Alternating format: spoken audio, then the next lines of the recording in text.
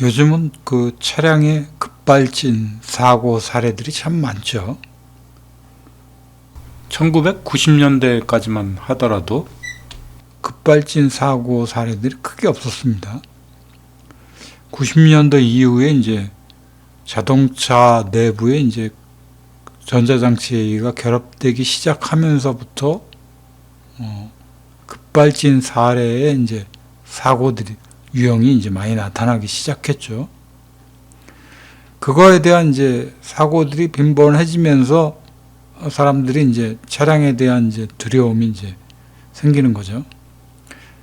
어떤 특정 브랜드 차량에서 나타나는 현상인지 아니면 급발진이 이제 운전자의 미숙으로 인해서의 사고를 급발진이라고 얘기를 하는 건지 그런 여부조차의 그 내용들을 아무도 이렇게 검증을 하거나 그런 부분은 없습니다. 근데 분명한 사실은 급발진에 대한 사례나 사고들이 분명히 있다라는 거죠.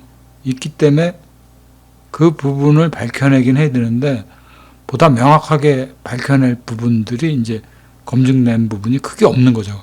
분명히 있는 건 사실임에도 불구하고.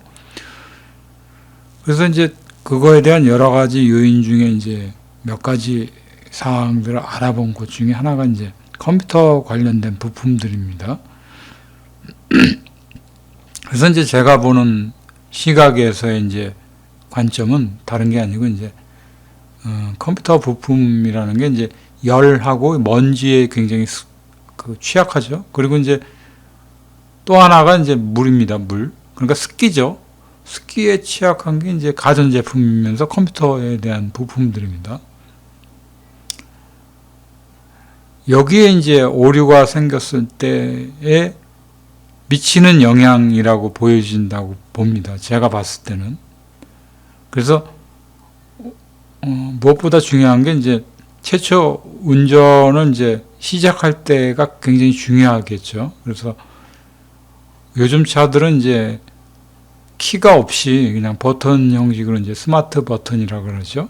그런 형식으로 이제 스마트 키 형태로 이제 모든 게 작동이 되니까 일단 그 버튼을 한번 눌러주고 그리고 이제 시동 준비가 시작되었다고 하면 이제 메시지가 나오죠. 그럴 때 이제 브레이크를 밟아주고 그리고 다시 한번 시동을 걸어주는 습관. 이게 무척 중요하다고 보여집니다.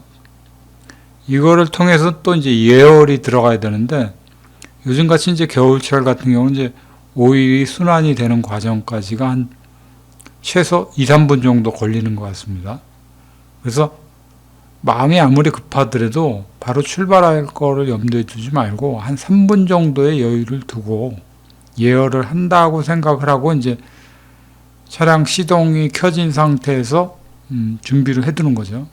3분이 어떤 상황에서는 굉장히 짧은 시간입니다. 그러니까 시동을 걸어놓고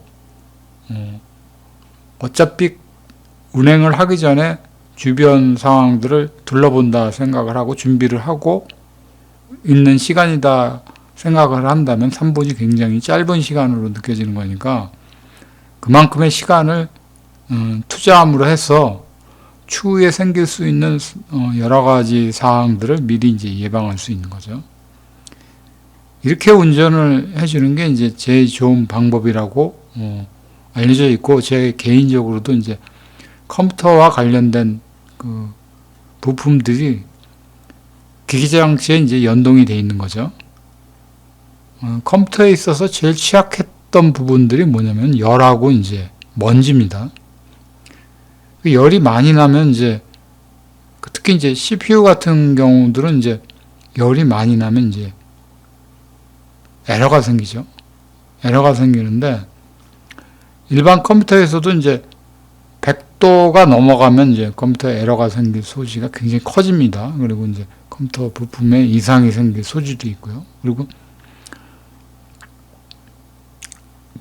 저도 이제 유튜브 상에서 이제 본 내용 중에 그런 것도 있습니다. 배터리를 충전을 할 때도 스파크가 일어나지 않게끔 충전을 해야 된다고 합니다. 그거는 이제 아무래도 이 가전 제품들이 이제 자동차 안에 이제 들어가 있다 보니까 거기에 따른 이제 오류가 그 쇼트 부분도 있고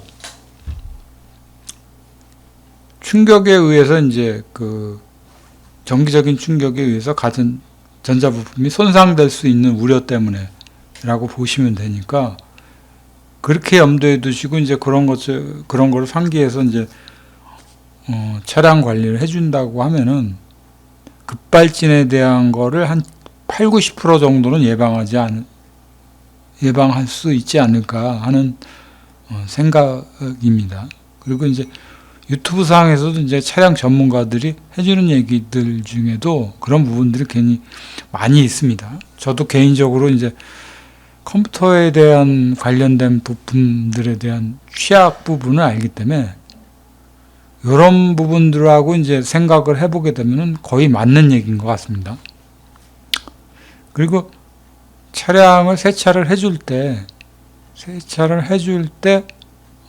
엔진룸 부분을 물로 다 세차를 하는 건 아니고 기름 걸레 같은 걸로 이제 좀 닦아주고 해서 이제 그 내부를 좀 깔끔하게 해주는 것도 차량 관리에 굉장히 좋은 방법이죠. 차량 겉에만 깨끗하게 닦기보다는 그런 부분들도.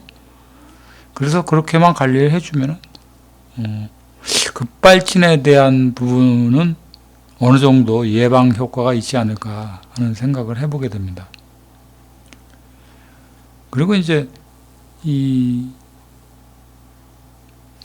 내연기관차의 특징이 기계적인 장치이기 때문에 여기서 나오는 열이라는 거가 엄청납니다. 엄청남에도 불구하고 사람들은 편리성을 추구하죠.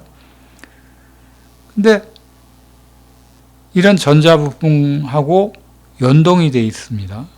엄밀히 얘기하면 이제 궁합이 안 맞는 부품을 갖다 끼워 넣는 거죠.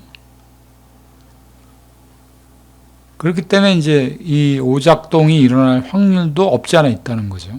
없지 않아 있는 건데 우리는 그걸 망각한 채 편리한 기능, 인공지능적인 차원의 그런 차를 점점 요구하는 겁니다.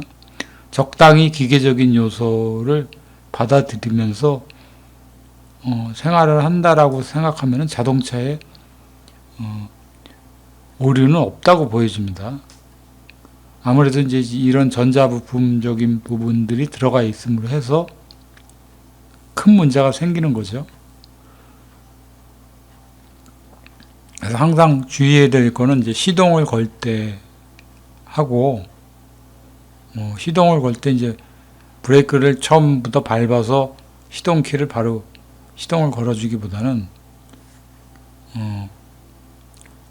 브레이크를 밟지 않고 한번 눌러주고, 그러고 나서 이제 이 자동차가 이제 워밍업이 되면은 자동차가 이제 부팅을 한다는 거죠. 가전제품들이 이제 부팅이 이루어지고 난 연후에 브레이크를 밟아 주십시오 하고 이제 하게 되면은 그때 이제 브레이크를 밟고 시동을 걸어주는 방법이 제일 좋은 방법입니다. 거듭 얘기하지만 이런 방법을 통해서 이제 주행을 해주게 되면은 큰 문제 없이 급발진에 대한 이제 그 예방책이 되지 않을까 하는 제 개인적인 생각과 이제 여러 유튜브의 생각들을 포함해서 이제 전해드렸습니다.